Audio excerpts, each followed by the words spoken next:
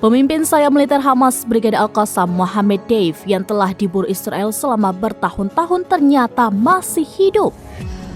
Menurut intelijen Israel di jalur Gaza, Deif terekam berjalan kaki meski sedikit pincang.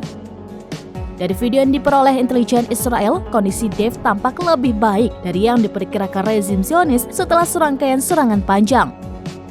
Padahal disebutkan dalam serangan itu, Deif sempat beberapa kali terkena senjata.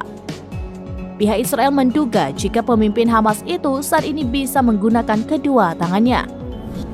Diketahui selama bertahun-tahun Deif telah selamat dari 7 upaya pembunuhan.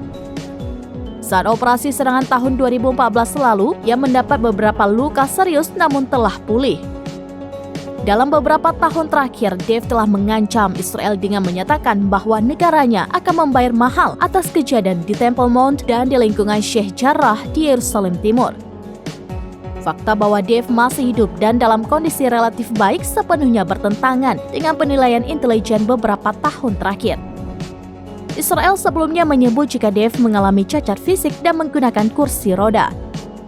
Pekan lalu, IDF menyebarkan selebaran di Gaza yang menawarkan hadiah uang bagi siapa saja yang memberikan informasi terkait pejabat Hamas.